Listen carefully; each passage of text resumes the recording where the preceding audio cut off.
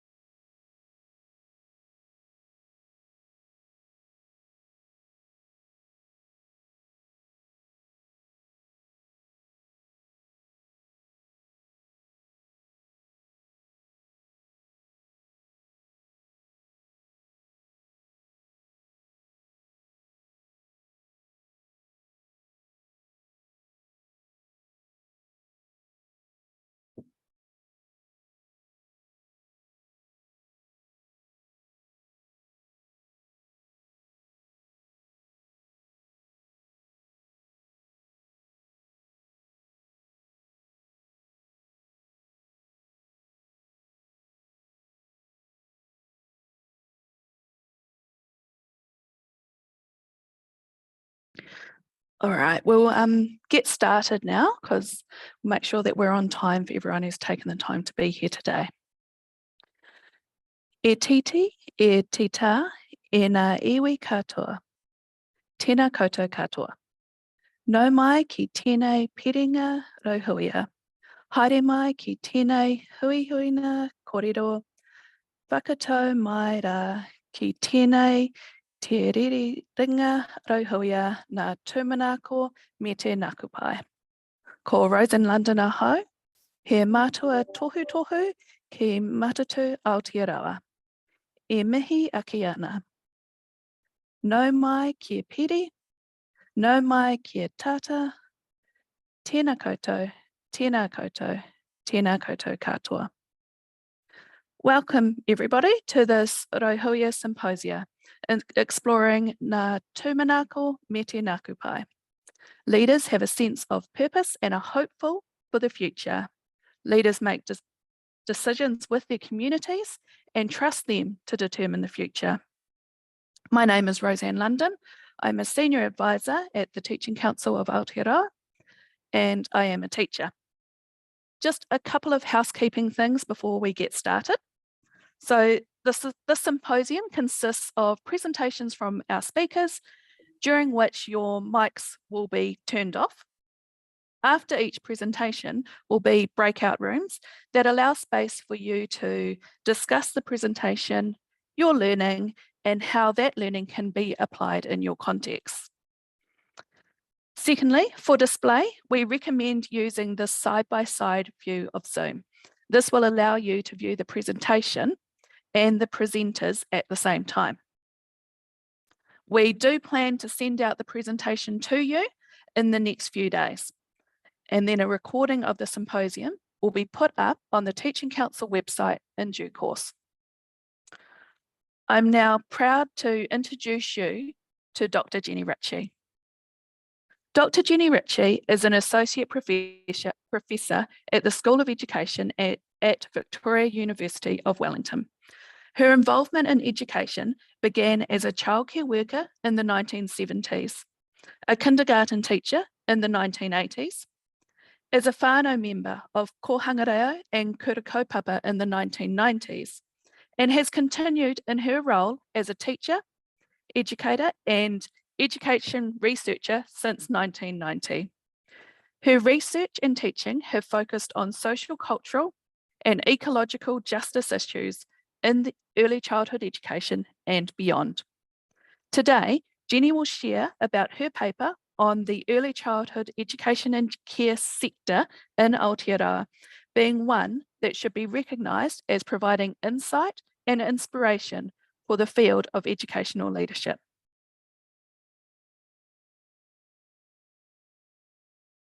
Kia ora, Roseanne. Ngā mihi mahana, ngā mihi nui, kia tātou katoa, ko pai mai te ahiahi nei. Aha koa, te tino kaha o tāwhari mātea, kei waho rā, e pupuhi ana. Engari, kei konei tātou, so nō reira, ngā mihi. Thank you for coming on such a blustery afternoon. It is for us here in Wellington anyway.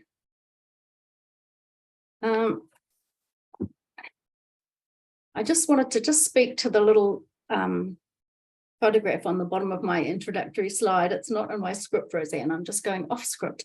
I'm just thinking it's a metaphor, really, because what I see us doing a lot of the time in education is we're trying to create our pathways. And I know, you know, these pathways we can search for them. We can make our own pathways. We can join pathways with others. And I think it's a lovely metaphor for our mahi as kaiako. And I love this quote from Barbara Rogoff from her Apprenticeship in Thinking, where she says, sometimes we can't see the forest for the trees. And what I'm saying is we need to sort of work within both. We need to have the kind of meta-analysis, and we need to also be working in that intimate arena as educators. So there we are. That's a little unprepared kōrero for you. Bonus. So really Aotearoa is such an interesting place that we are in. It has this really interesting colonial history, which was preceded by 800 or more years of Māori occupation and residency, and of the colonial encroachment onto those well-established Te Ao Māori ways of being, and also through colonization, the encroachment on the rights and the resources and the well-being of Māori. And a lot of that has been through the presumptiveness of the Western models of leadership, which just presumed basically male sovereignty from the upper classes over everybody else. And yet early childhood care and education in Aotearoa has been a really interesting context for emergent collaborative leadership, particularly by women. And one of the reasons it's been so creative is that it's actually sat outside established education systems and education provision for a lot of its emergence. And so this positioning outside of the compulsory education sector has in some ways been an advantage, because it's enabled us to be quite progressive, quite innovative, quite creative, and that applies to our leadership models as well. However, we need to acknowledge that, colonization has caused so much damage, and actually we're going to cover in this talk how it's operated in contravention to what was promised in Te Tiriti in terms of honourable governance in Article 1, tino rangatiratanga in Article 2, and equal rights for Māori in Article 3.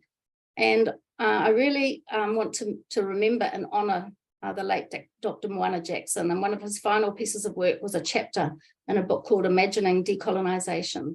And he talked about restoration as a metaphor or a better framing rather than decolonisation, which is sort of deconstructing. And actually he thought restoration of Te Ao Māori values was a better way to approach it. So I'm going to come back to that later. One of my arguments in this talk is that our early childhood sector has been committed to honouring Te Tiriti since even before 1990. And so we've kind of led the field, but we haven't really been recognised for it as much as we might have been. And particularly want to also recognise the wisdom of our first Te Whāriki, the 1996 version, which I think was quite significant in many, many ways. I'll come back to that too. Whoops, went too fast. So this is another metaphor that Anne Salmond, the anthropologist Anne Salmond, talks about quite a bit. And you can see the illustration there is of the great chain of being, which came from the sort of even pre-Renaissance time. And it's a model of how hierarchical, patriarchal models of authority have really influenced our thinking and sort of almost colonized our thinking. So we have this sort of God at the top, followed by all the aristocrats, and then successive, the archangels are in there as well, and then the successive kings and aristocrats, and then moving down from the civilized people to the less civilized, to the savages, and then even further down to animals, plants, and minerals and the earth, and this kind of descending order of power and status.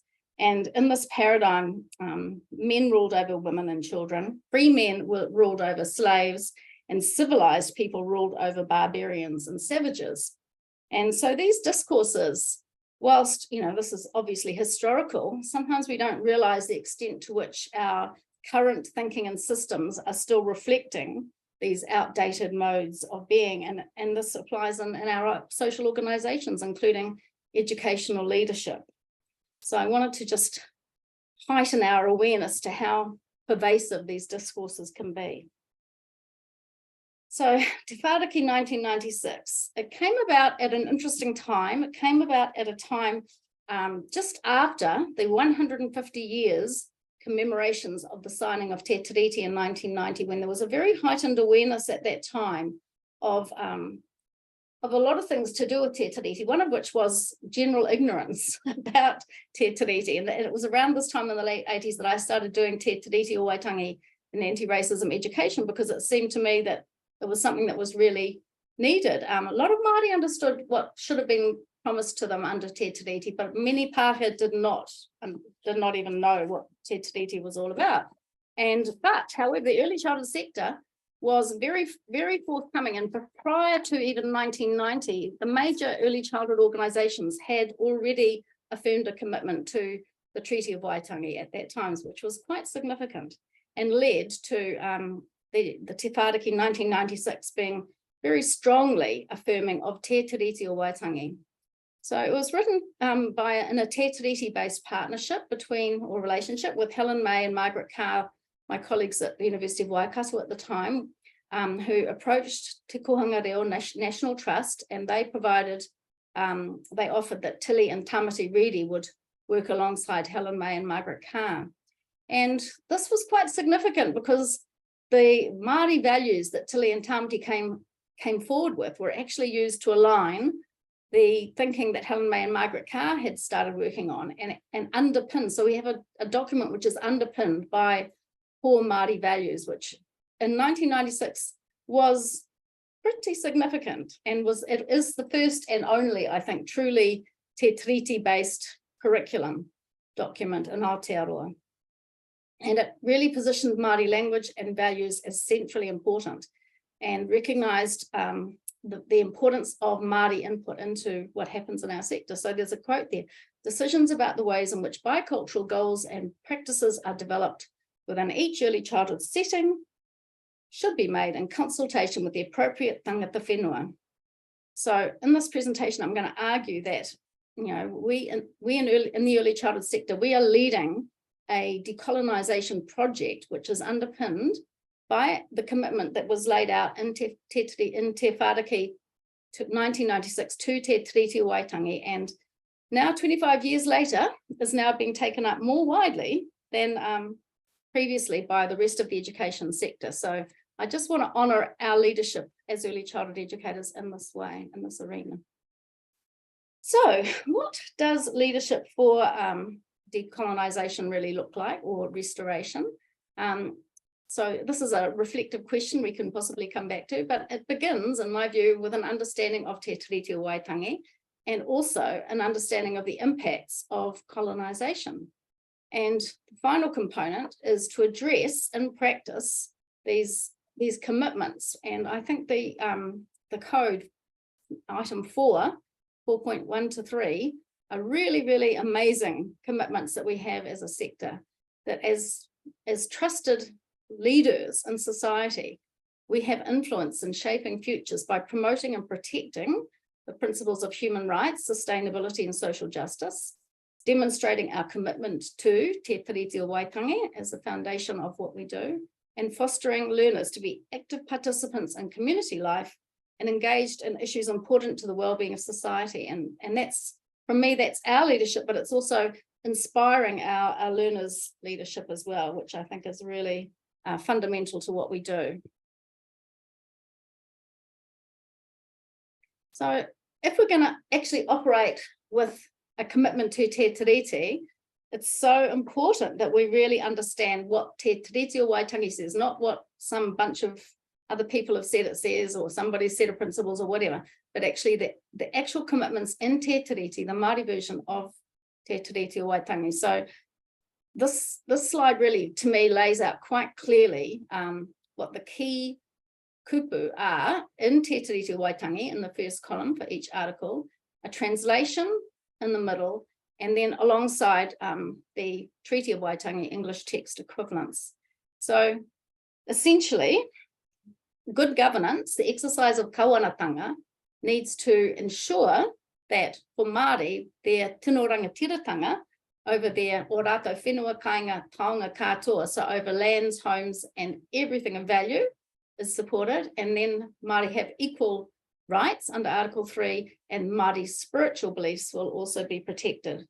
And that's it really in a nutshell, but I just highly recommend that people go back and read Te Tiriti and really understand what those 4 articles commit to. So decolonisation again, how can education settings actively counter the sorts of discourses that we saw in the Great Chain of Being, colonialist, racist discourses, which are still very evident today coming through our political arena and so forth. So here are a few suggestions. I think through committing to decolonising our own mindsets through critical reflection on histories and discourses and why we presume things should be set the way they should be, through accessing local histories of colonisation, because they are very specific. Different iwi have had different experiences, building relationships with local hapu and iwi, supporting tino rangatiratanga, and proactivity, not just sitting back, but actually leading in this area, taking responsibility for the above. So in terms of leadership, to me, we have to rethink what leadership looks like if it's going to be leadership in service of decolonisation and restoration. And so how can we kind of reflect on ways in which we can challenge some of those hierarchical models that whereby all the powerful privileged majority culture adults make all the decisions? So I think firstly, again, it's to understand the histories and the current pedagogical approaches that we can build on to provide insights for decolonising models of leadership, and including consideration of traditional Māori conceptualizations where children were seen as equals and as having their own mana and rangatiratanga, and demonstrating that that's quite a powerful counter narrative to the kind of adult top-down authoritarian models of Western leadership.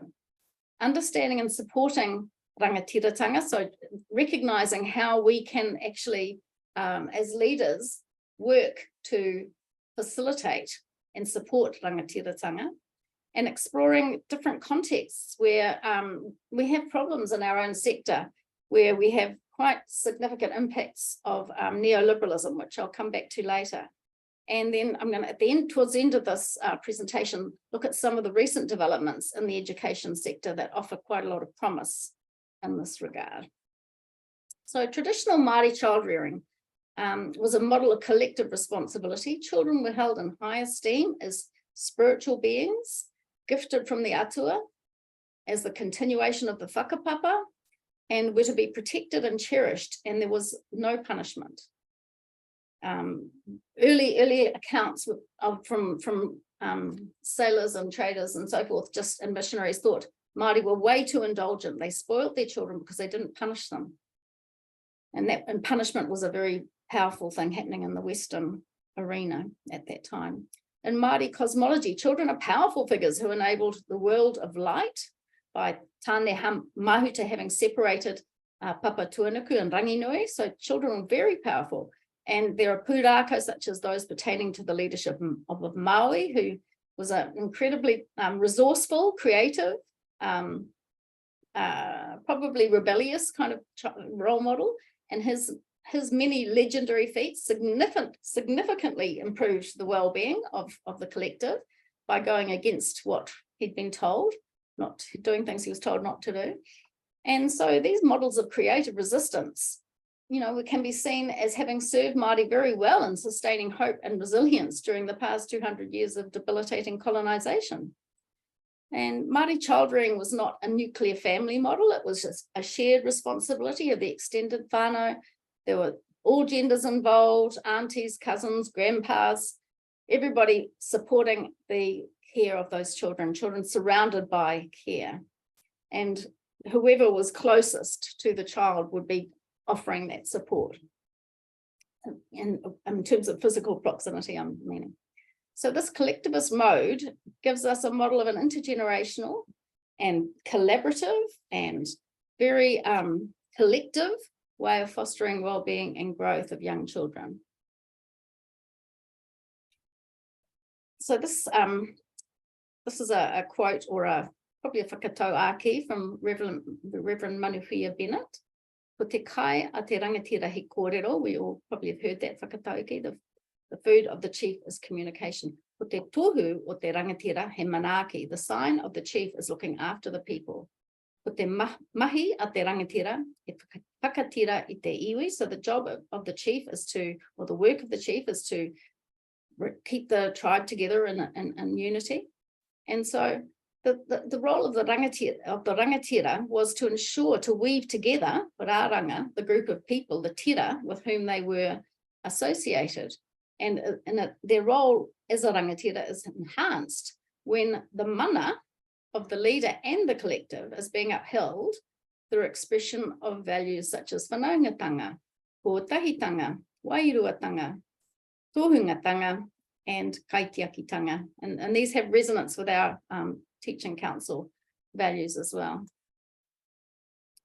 So kaitiakitanga is a core leadership responsibility. And that is because if we don't skillfully manage our resources, we don't have the resources there to sustain us. And that applies at the level of, traditional Māori, but I think it applies equally today when we are struggling with challenges from climate crisis and so forth, which are, and other impacts, pollution and biodiversity destruction, which are giving us pause about our own future well-being at the moment. Te ao Māori, the Māori worldview reflects a holistic understanding of Earth systems within which humans are interdependent, and well-being is not just about humans, it's about the whole biosphere that we rely upon for our well-being. That has to be healthy in order for us to be healthy. Rauhuia Jury explains that for Māori, the health and well-being of the earth and atmosphere is essential for a continuation of human health and well-being, recognizing people as being but one part of a complex whole, necessitating an interdependent relationship with their total environment. So a key leadership responsibility in Te Ao Māori in recognizing the intrinsic worth of the environment is reflected in the core value of kaitiakitanga, the obligation to actively care for and protect the biosphere, which is the atmosphere, lands, forests, and waterways, and all the biodiversity living within those domains on which we are dependent. And colonization has impacted severely on Māori capacities to exercise kaitiakitanga, despite assurances within Te Tiriti o Waitangi. So what has happened is that Māori leadership roles determined from above by a culture of domination have been undermined. And so we need to consider how we can serve to restore those. So Aotearoa, we do have a bunch of really interesting models of services. And I think we were influenced by a whole progressive wave of Western early childhood care and education discourses. We had Freuble, the Children's Garden, we had Margaret and Rachel Macmillan, the Macmillan sisters, who were very much about well-being, and we had Maria Montessori, who you will all be familiar with. And these approaches all acknowledged and demonstrated the importance of women's leadership and the need for advocacy for the well-being of children and families, And they also all looked at sensory learning through play and exploration in the outdoors as being really important. So our first provision of Western early childcare in Aotearoa was focused on supporting working class families and children's well-being when children were not getting looked after, because the government wasn't thinking about making any provision for that.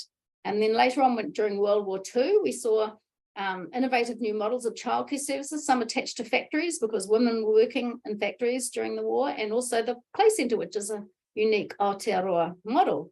And then in response to serious concerns about the decline of Māori language speakers, we had in 1982, Māori leaders initiated kohanga reo.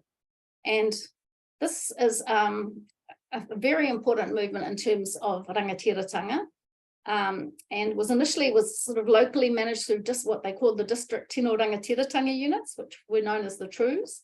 And the leadership of this kohanga movement has been so careful to maintain its cultural integrity, even though they've had some compromises forced on them by government funding and regulatory regimes, and there's a Waitangi Tribunal report about that. So engagement in both play centre and te kohanga reo and other early childhood services have been a source of empowerment for many, many people, particularly women, who've gone on to demonstrate leadership in education and beyond. And even more importantly, in some ways, te kohanga reo has helped towards the revitalisation of te reo and been a site for expression of tino rangatiratanga for tamariki and whānau. So I think we've got some really progressive antecedents, some progressive elements that we can draw upon in terms of our leadership models, in terms of meeting wellbeing needs and inclusive and empowering of children, women, and whānau. So coming back to Te Whāraki 96 and rangatiratanga, it was such a groundbreaking document and recognised internationally as such. It was the first bicultural curriculum in Aotearoa, and it had this wonderful question for reflection on page 56. In what ways do the environment and program reflect the values embodied in Te Tiriti o Waitangi, and what impact does this have on adults and children?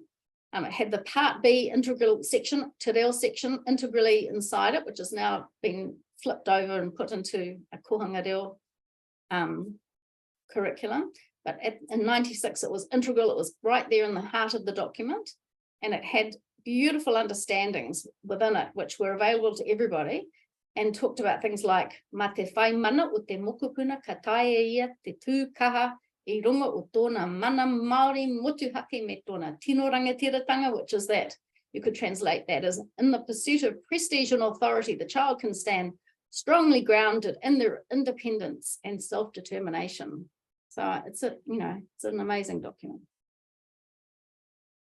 So my colleague Mere Skerritt, who's a Māori early childhood scholar and te reo Māori activist, she richly described tino rangatiratanga and te reo as expressions of leadership by tamariki in her kohanga reo setting.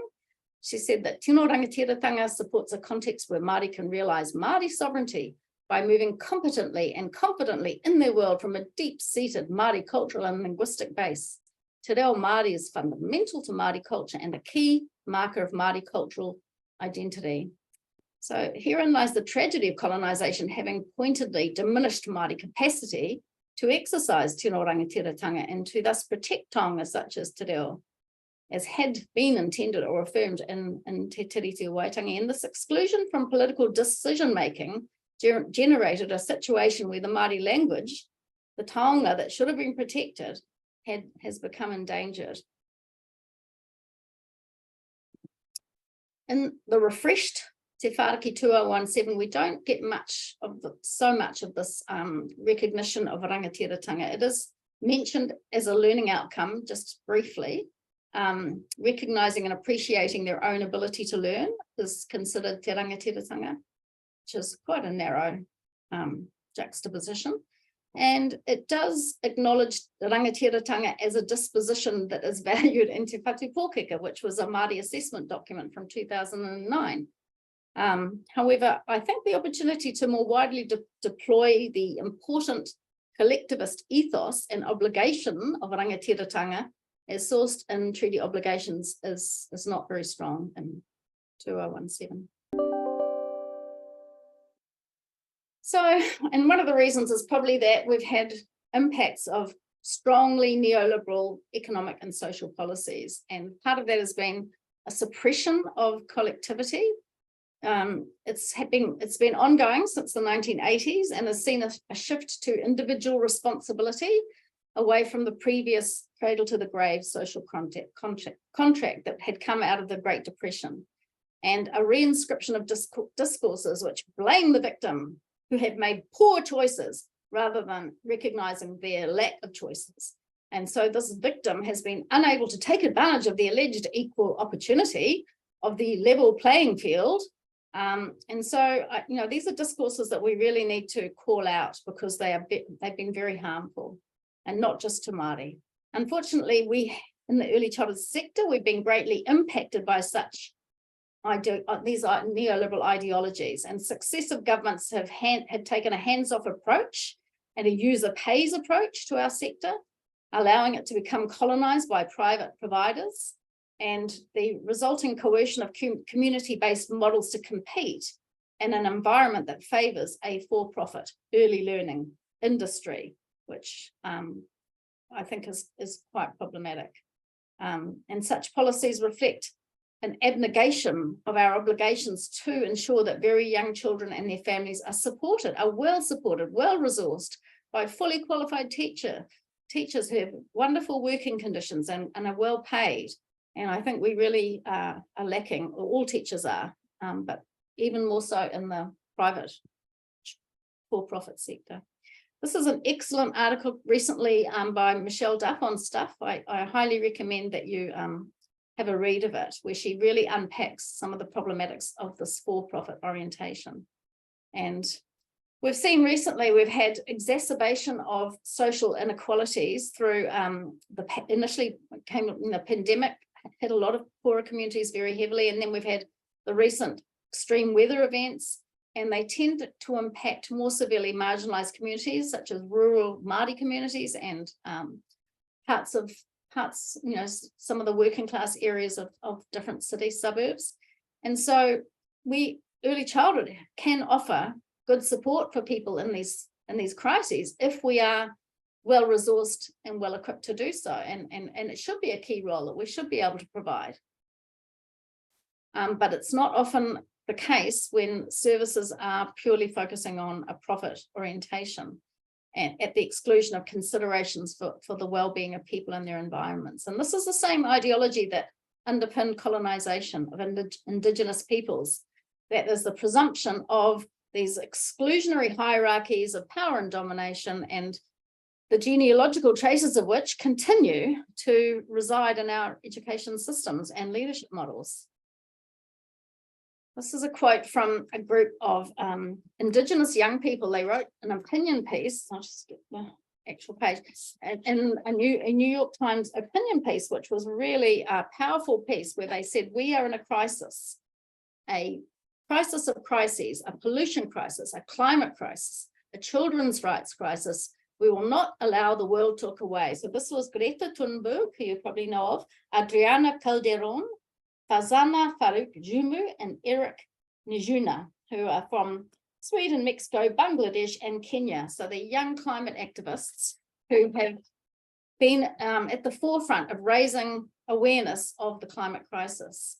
And this is, supported by all the scientists of the world in the Intergovernmental Panel on Climate Change, which has recently just come out with another synthesis report. And at the same time, children and young people are emerging as climate justice leaders. And Kahu Kutia is a Māori climate activist from Te Arawhatu, a Māori climate organisation, who's attended a lot of the United Nations meetings. I don't know that Kahu Kutia herself has, but Te Arawhatu have. I think she may have been to some.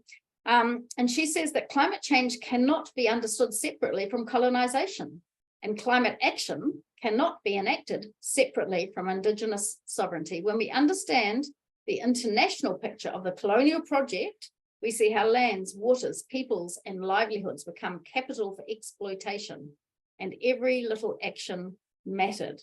So that she can see this cumulative process of the impacts of climate through colonisation, which is also recognised in the latest IPCC report. So the pleas of young climate activists, including Indigenous youth, are really highlighting the inherent paradox of the hyper-capitalist globalization of economics, agriculture, and industry that are destroying the possibility of future well-being of all life on Earth. And an education sociologist of whom I'm a bit of a fan, Henry Giraud, he signals that education leadership is key in the response to the current crises. He points out there are few institutions left that enable a collective consciousness capable of developing a critical stance, engaging in history, and holding power accountable. So it seems to me that educational leadership is urgently required to restore the solidarity of collectivist action in service of the well-being of people and planet as seen in Indigenous worldviews. So part of our role is to foster in the children and families with whom we work the same critical consciousness and leadership and advocacy skills that will support the groundswell of children and young people's climate activism, and it will equip these young citizens with capacities to counter the current issues that they're facing and currently fed by neoliberal globalized capitalism that continues to undermine the rights and well-being and futures of children. So just to finish off, I've got a couple of slides about current directions. Kahikitea 2020, Kahikitea Ka Hāpaitia is the third Māori education strategy, and it's very strongly committed to rangatiratanga. It aims for Māori to exercise their authority and agency in education. It says our education services will support whānau, hapu, iwi, and Māori generally to exercise agency and authority over the education of Māori learners at all levels of the education system. And it says we will support Māori to make decisions about the education of Māori learners, and we will account to whānau, hapu, iwi, and Māori for the education services we provide. And to address such expectations will require transformational collaborative leadership whereby Pākehā can no longer keep playing gatekeeping roles. And Te Huihuinga Nui is another very recent initiative from the ministry. It aims to support communities to work together to address racism and inequity so that they can accelerate the achievement and well-being of akonga Māori and their whānau. It's got two po, strengthening kaupapa Māori, and it means thinking critically and developing a critique of non-Māori constructions and definitions of Māori and affirming the importance of Māori self-definitions and self-valuations. And secondly, to build critical consciousness to support a structural shift in the education system, reflecting critically on the imbalance of power and resources and taking anti-oppressive action to do something about it for the better, recognizing white privilege, understanding racism and the inequities faced by Māori, and disrupting that status quo to strengthen equity. So, and the interesting part about Te Huihuinga Nui, it's quite a novel ministry innovation in that it aims to be iwi-led. So it's kind of quite a dynamic interplay between iwi and mainstream education. So quite an exciting initiative that you can look more online. And just to conclude, I wanted to return to Moana Jackson and his values of restoration. And he talks about the value of place, looking after papatuanuku, the value of tikanga, core ideals like the values that we have as our core values in our teaching council code and standards, the value of community, to always be facilitating good relationships between all people, the value of belonging, so that everybody has a sense of belonging, the value of balance, to maintain harmony in all relationships, including in the exercise of constitutional authority, and that's co-governance, for example, and the value of conciliation, the need to guarantee a conciliatory and consensual democracy. So I'm finishing there with Moana's values because I think it's a lovely place to finish, and thank you all for listening to my kōrero. Nō reira, tēnā rā tātou katoa.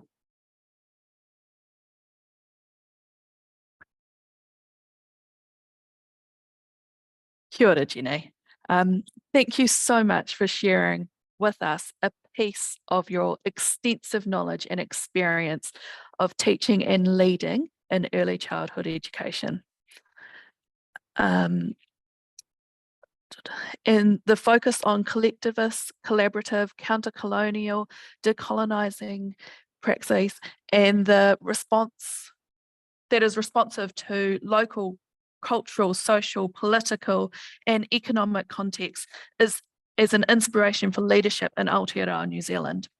As you were speaking, I was thinking about the leadership capability framework and how the educational leadership capabilities were incorporated into your kōrero, particularly the capability of ensuring culturally responsive practice and understanding of Aotearoa New Zealand's cultural heritage using Te Reti o Waitangi as the foundation. So thank you very much for sharing with us today. We're now going to go to our first breakout room before our next presentation to discuss so that everyone has an opportunity to discuss what they connected with in Jenny's presentation. You'll be in the breakout room for about 10 minutes to reflect on Jenny's presentation, what your key takeaways were, and what your key takeaways are as a leader in your context and how you might implement these. So my colleague Maya is going to pop everyone into breakout rooms now to have a kōrero. Thank you, Maya.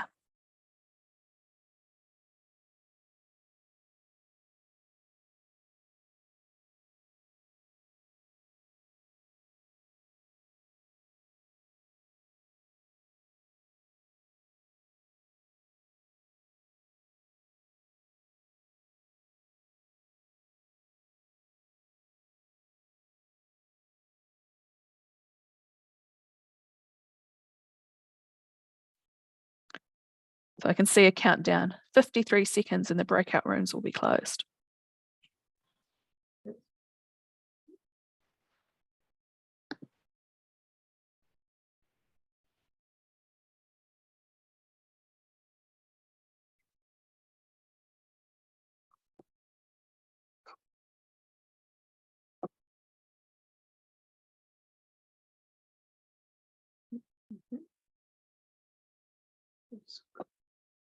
So the rooms are just closing. We'll just wait for everyone to come back and join us in this main room.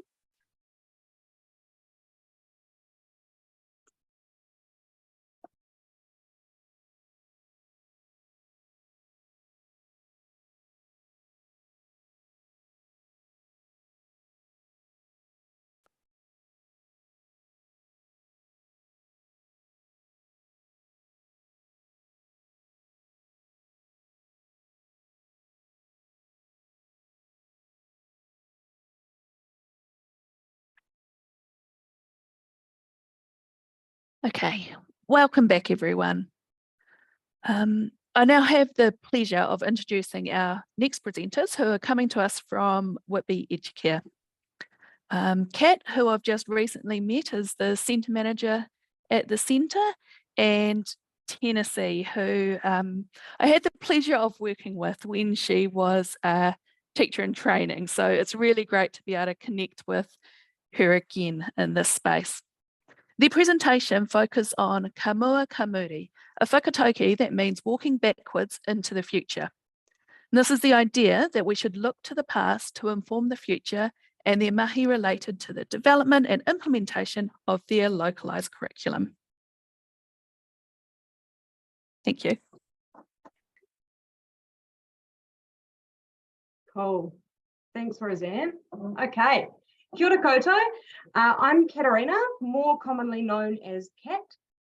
I'm currently living in Plimmerton. If anyone knows the route from Plimmerton to Whitby, I have a regular stop at the Big Salami for my long black, and I enjoy my 10-minute scenic drive to work.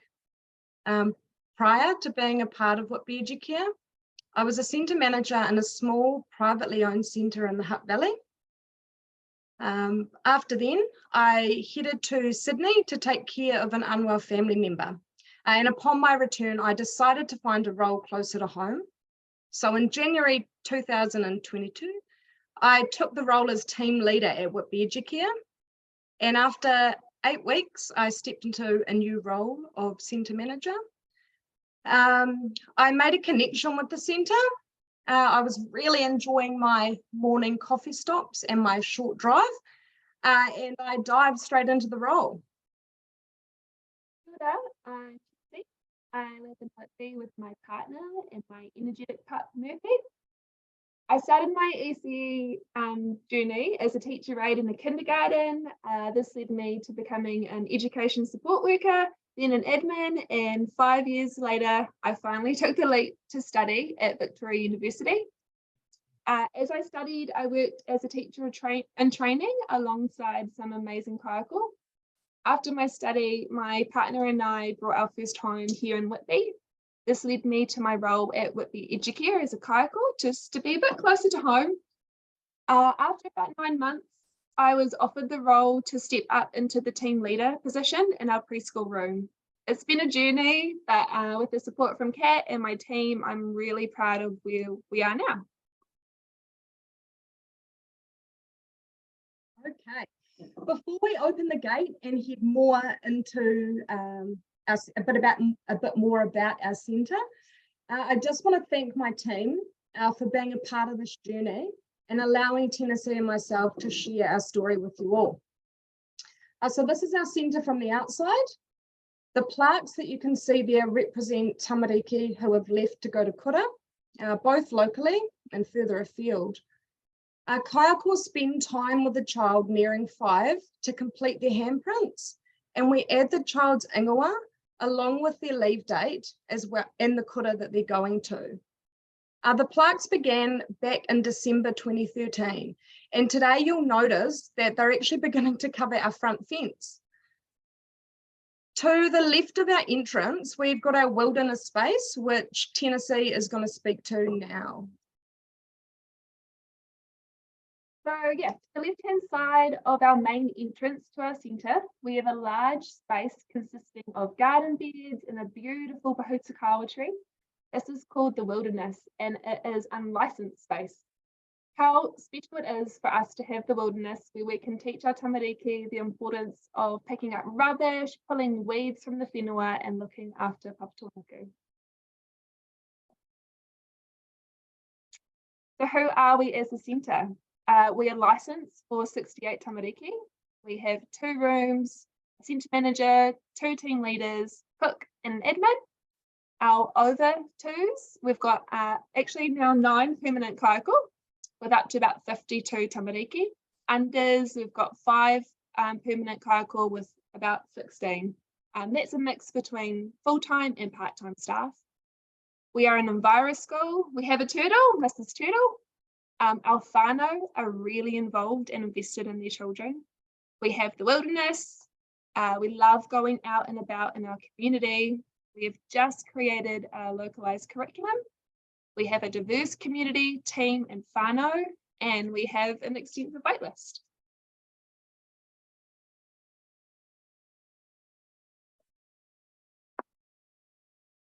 When reflecting on our COVID-19 journey, we noticed these 3 key points that seemed constantly relevant to the time: our centre and our people, our technology, team, and trust.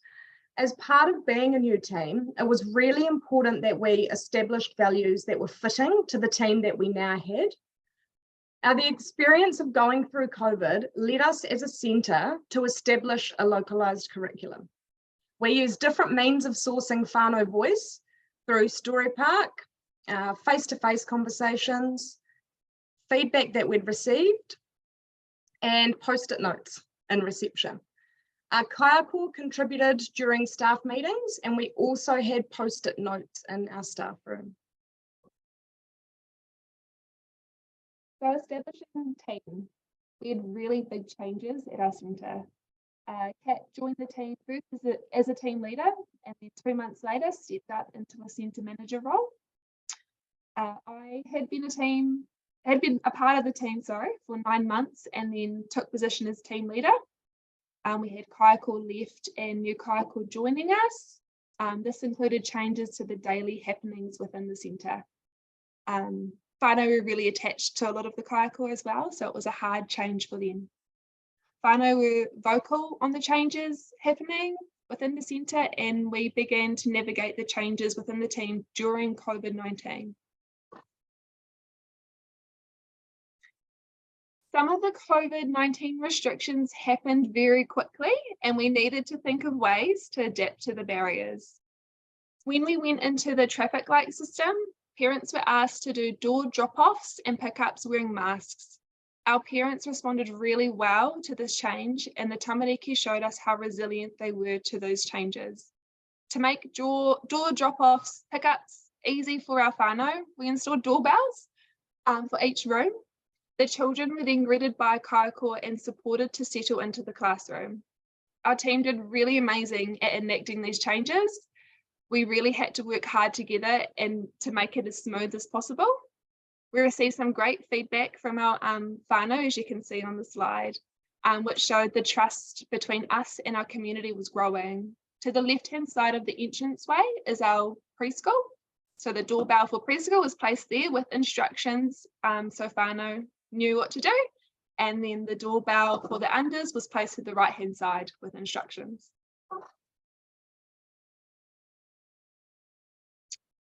We had a new kaiako join us during gate pickup and drop-offs under level 2. To gain trust, she stepped back and allowed the team to be at the forefront of gate pickups and drop-offs so the children could see faces they were familiar with. However, there were times where she would step in to take a child to the gate when their parent had arrived at the end of the day. This meant she spent all day alongside the tamariki, which made seeing the parent at the end of the day, she was able to share some meaningful dialogue with them. She shared with us that wearing masks did make verbal communication a challenge, specifically with whānau where English was a second language. She found that when whānau came back into the centre, they weren't approaching her for support or queries. This was taken in her stride, and she worked extra hard to approach parents and share magic moments to assist with building trusting relationships. Post-COVID, this kaiako has whānau and tamariki seek her out. She has the extra effort made during COVID restrictions, which included stepping back to then step forward. With time, trust was built. It was a huge success. We noticed that whānau were asking to meet the team. We responded quickly by sharing teacher profiles, as well as a meet and greet with Kat, the new centre manager at the time. Parents responded well to sharing information about our team via Story Park.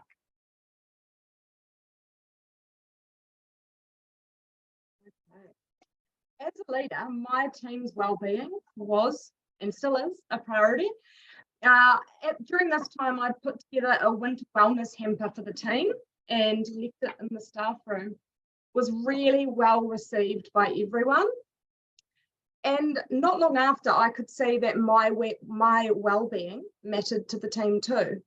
The team had actually put together a care pack for myself, and everyone in the team had written a short message, just sharing words of appreciation, and it was super lovely. Not long after that as well, we'd organised a team day out. We all joined and got to know each other outside of work. It allowed us to have quality discussions, which really helped with building those trusting relationships. We also got to know who the superstar bowlers are within our team. It's not me. We had Deirdre join a staff meeting, and as a forming team, we had some great takeaways from this, such as you don't all put in 10% to make up 100%. Everyone puts in 100%, and that's how you work towards a performing team. With that came a draft social norms agreement.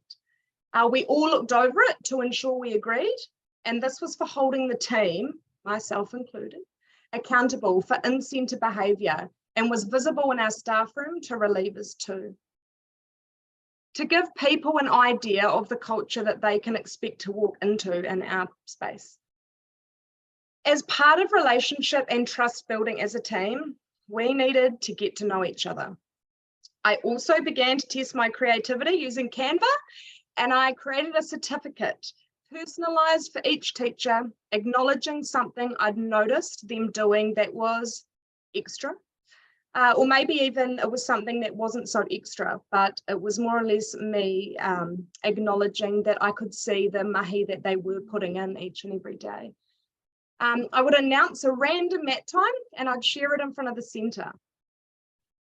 I then created an about me sheet for the kaiakoa, which you can see on the left-hand side there.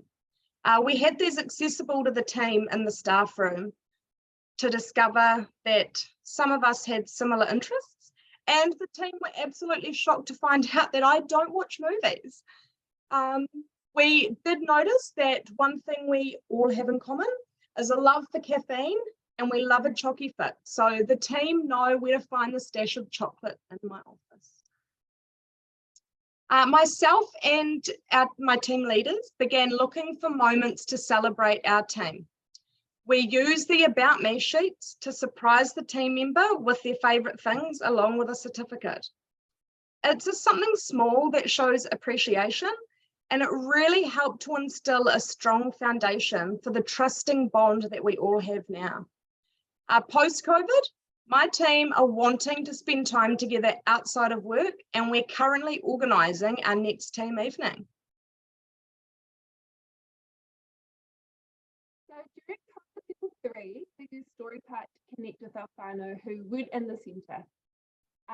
We welcomed Mrs. Turtle. The tamariki were so excited to return to the classroom once restrictions eased to meet Mrs. Turtle.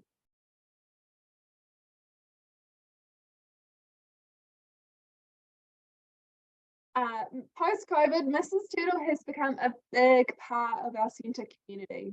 She provides learning opportunities for our tamariki to learn about manaakitanga, kaitiakitanga, and earthquake drills. You'll see on the left-hand side, there's a pānui from Mrs. Turtle marking herself safe during a recent earthquake.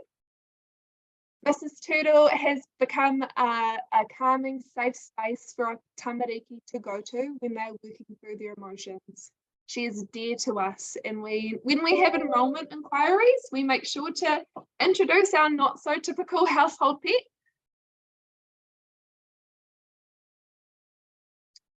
So during COVID-19, we tried our best to be super responsive to parent feedback. This change was enacted to make routine information accessible to whānau. So routines like kai, sleeping chart, we used child notes on the Story Park and made sure that that information was accessible outside of the centre.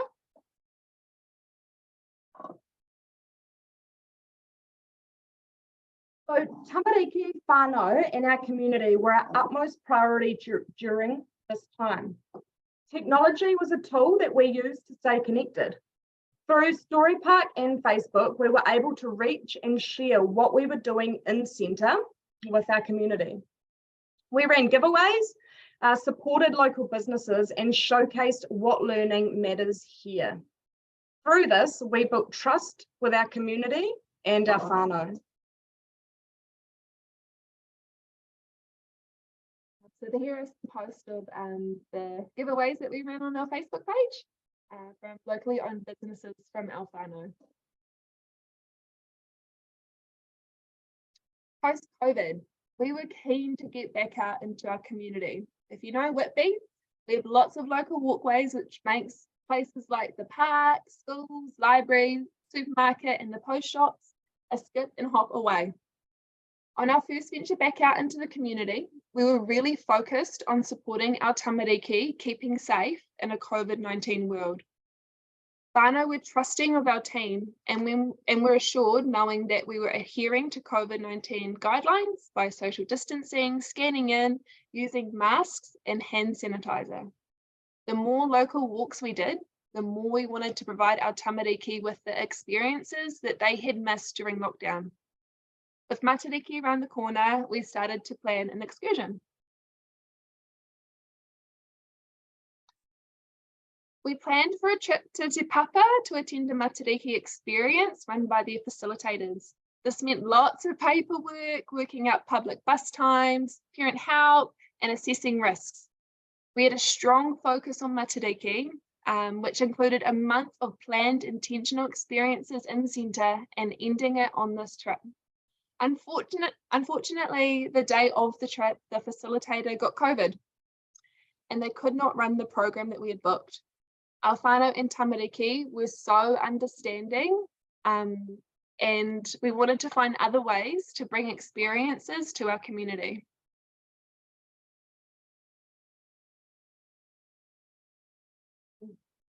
This led to Kaiapō creating a belonging wall to help learn about cultures within the centre. We planned a Valentine's and a Mother's Day afternoon tea, both of which had a fantastic turnout, and we continued to venture out in our community and build connections with local kura. We went big for Christmas, and one of our kaiakoa who should be, you know, we have a joke that she should be have a wee side business event planning, because she has the networks, she knows exactly who to call, and the execution is just magnificent. We had Adventure Adam, we had face painting glitter tattoos, we had a disco, Olaf the snowman came to visit, and of course a visit from the man himself, Santa. We had a huge turnout, which showed us our community wanted to be a part of our centre. As part of being a new team, it was important that we established core values that were relevant to the team and community that we now had. As a centre, we began our internal evaluation to focus on developing a localised curriculum. Staff meetings were a great opportunity to get together as a team to share our own values, experiences, and philosophies.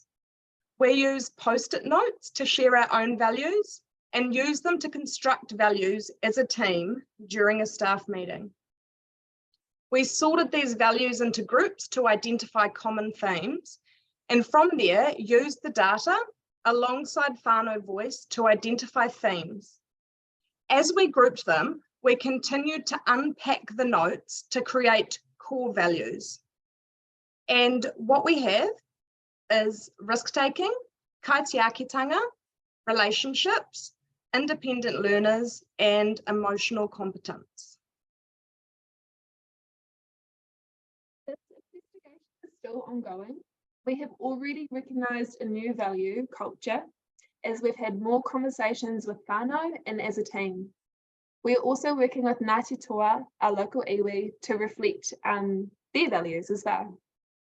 This is an exciting journey that we're going on as a centre, and are welcoming ways to connect our community with Ngāti Toa.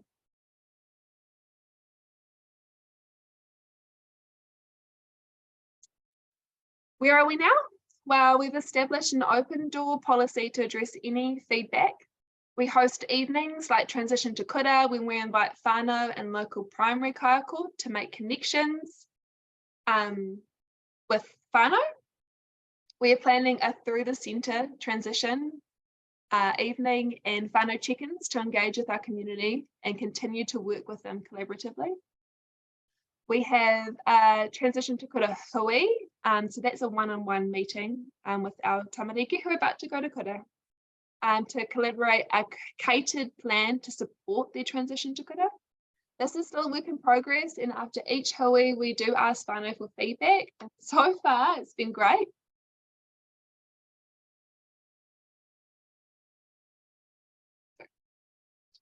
Okay.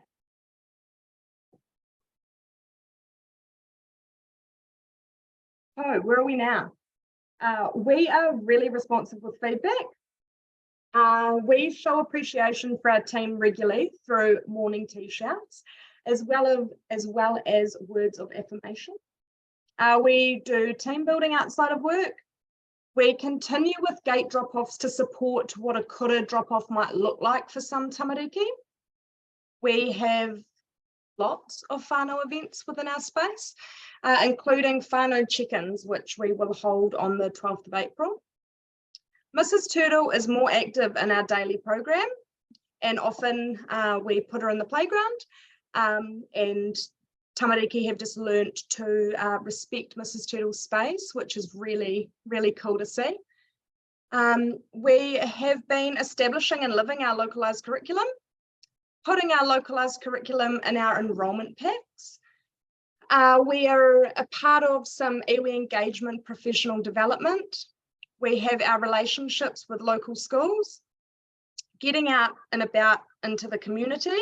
So tomorrow we have a ferry walk, which is pretty exciting, and regular updates on Story Park and through Facebook.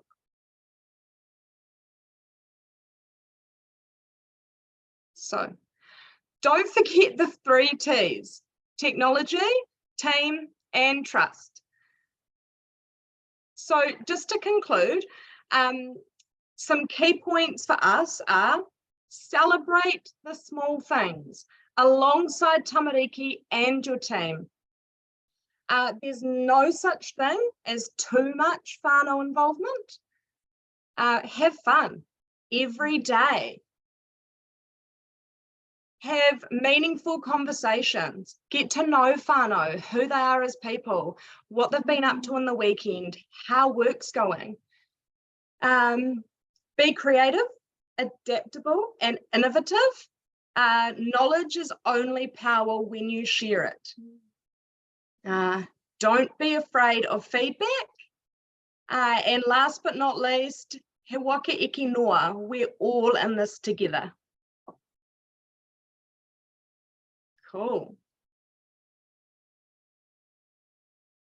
Cool. Thank you, Kat and Ten. Thank you for sharing with us about the efforts you went to with building and sustaining high trust relationships as you have worked to establish your team through unprecedented times. Like much of our profession, I can see that you have had to be innovative and resourceful as you have managed the bringing together of your team, the developing COVID-19 requirements, and the challenges with maintaining trusting relationships with whānau. Speaking with you both, it is clear that you are hopeful for the future, that you make decisions with your community and have engaged in some unexpected professional learning along the way. We're now going to go into our second breakout room to discuss what you connected with in your presentation and the growth in your leadership. My colleague Maya has just shared in the chat a link to an online PowerPoint presentation. Can I please ask everyone to click on the presentation, click on the link and open the document. You will see there are a number of slides there that all look the same. When you get into your breakout room, please note the number of room that you are in. I'd like you to find the slide number that corresponds with your breakout room. For example, if you're in breakout room number 5, go to slide number 5. Can you please take notes about what you discuss in response to these questions? Over the next few days, when we send out the presentation to everybody, we will also share these slides so you have an opportunity to lean into the discussions from other groups.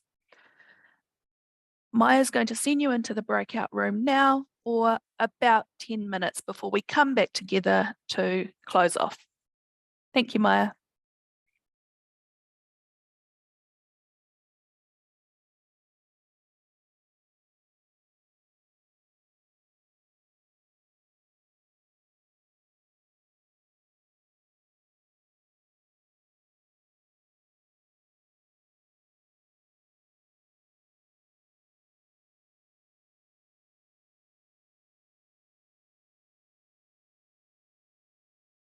Oh, here they come.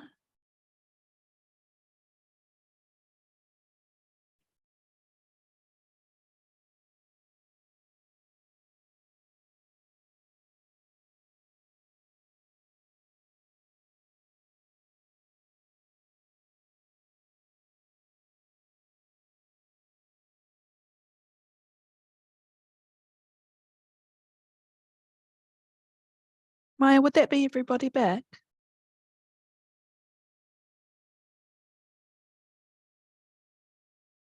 Okay, welcome back everybody. On your screen now, you'll see a bit of a promo for our next Rauhuia Symposia. So for the next symposia, the Health and Wellbeing for Arts Education team will be presenting, and they comprise of a tribe of secondary school drama teachers who came together to advocate for wellbeing in the arts education sector by providing quality resources, guidelines and support. Their presentation will focus on the path they tread in their formation, the principles of leadership and wellbeing that have helped them in their journey, and how they see their skills, growth and tribe reflected in the leadership capabilities framework and the leadership strategy. To register, we've got a QR code on the screen that you can scan, but we will also share a registration link when we send out the slides from tonight's symposium. Next slide, please. So thank you everyone for your engagement today.